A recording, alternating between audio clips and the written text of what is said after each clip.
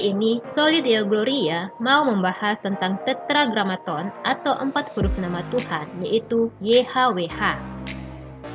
Tapi sebelum kita lanjut, saudara bisa mengklik like atau subscribe jika saudara menyukai pembahasan seputar iman kekristenan. Apa itu YHWH? YHWH adalah cara Allah menyebut dirinya. Kata itu adalah gelar atau titel yang kemudian diterima sebagai nama diri Allah oleh bangsa Israel pada saat itu. Sejak kapan YHWH digunakan? Nama ini mulai digunakan sejak Allah memberikan nama ini kepada Musa. Kita bisa membaca ini di dalam kitab Keluaran pasal 6 ayatnya yang pertama sampai ayatnya yang kedua. Dengan sangat jelas Allah mengatakan bahwa nama YHWH tersebut belum dinyatakan kepada Abraham, Ishak, dan Yakub. Memang benar, nama ini ada di kitab Kejadian. Bahkan di dalam Kejadian 4 ayat yang pertama dituliskan bahwa Hawa menyebut nama YHWH ini. Apa betul Hawa menyebutkan nama ini atau Musa yang memasukkan nama tersebut ke dalam kitab yang ditulisnya? Sulit menerima pandangan bahwa Hawa memang menyebutkan nama ini karena nama YHWH itu dituliskan dalam bahasa Ibrani dan artinya pun hanya ada di dalam bahasa Ibrani. Tidak ada bahasa lain di mana nama ini bisa dituliskan dalam satu kata yang punya arti yang sama persis dengan YHWH dalam bahasa Ibrani. Apakah Hawa menggunakan bahasa Ibrani? Ada banyak ahli bahasa yang akan mengajak kita berdebat jika kita mengatakan Hawa dan Adam menggunakan bahasa Ibrani pada masanya. Selain itu, kita tidak bisa menemukan orang-orang yang memakai nama Yah di dalam nama mereka pada masa sebelum Musa, berbeda dengan masa sesudahnya.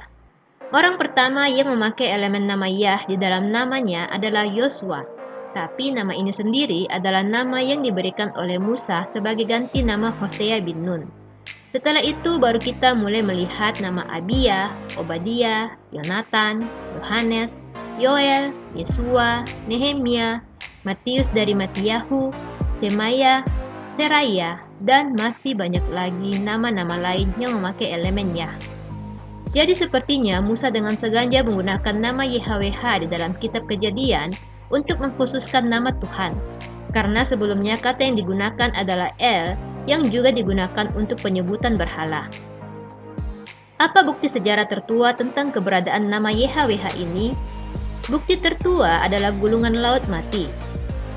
Ada beberapa bagian dari gulungan laut mati yang menampilkan nama YHWH ini. Salah satunya adalah bagian dari kitab Mazmur.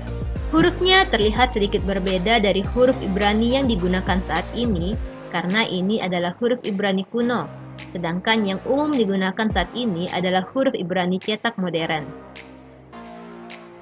Bagaimana bunyi dari YHWH ini?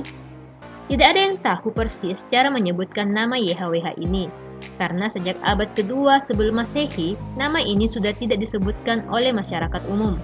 Hanya imam besar saja yang bisa menyebutkan nama ini setahun sekali di dalam bait Allah pada perayaan Yom Kippur.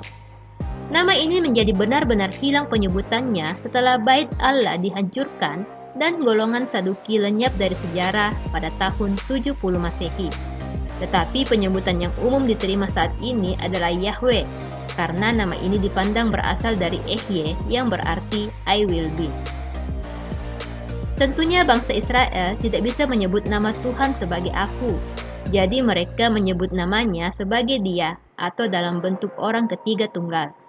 Untuk mengubah Ehye menjadi Dia, maka huruf Alef harus digantikan dengan Yod, sedangkan kata Haya mereka gantikan dengan kata Hawa, yang penggunaannya lebih khusus dari kata Hayah. Sebenarnya, Ehye jika diubah menjadi Dia tanpa mengganti kata Haya, maka bunyinya akan menjadi Yihye. Lalu kenapa YHWH tidak dibaca sebagai Yihweh? Hal itu dikarenakan ada banyak kata-kata di dalam bahasa Ibrani yang memakai bunyi Yah, seperti Haleluya atau Terpujilah Yah. Hal ini membuat bangsa Yahudi berpikir bahwa huruf YH itu harus dibaca Yah. Jika memang seperti itu, maka dari ketujuh binyanim di dalam bahasa Ibrani, hanya ada satu binyanim yang bisa menghasilkan bunyi Yah, yaitu Hif'il, yang sifatnya adalah kausatif atau penyebab. Dari Binyamin ini diperoleh bunyi Yahweh yang artinya Dia yang menyebabkan sesuatu terjadi. Kenapa di Alkitab bahasa Indonesia nama YHWH diganti menjadi Tuhan dan Allah? Hal itu meniru apa yang dilakukan oleh bangsa Israel yang mengganti YHWH dengan Adonai dan Elohim.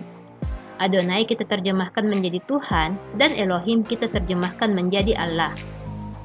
Apakah kita bisa memakai kata Allah sebagai terjemahan Elohim? Tentu saja bisa, tapi penjelasan lengkapnya nanti akan kita bahas di video-video yang selanjutnya. Sampai di sini dulu pembahasan kami tentang hal-hal seputar nama YHWH ini. Mudah-mudahan pembahasan ini cukup mudah untuk saudara pahami. Salam Solideo Gloria.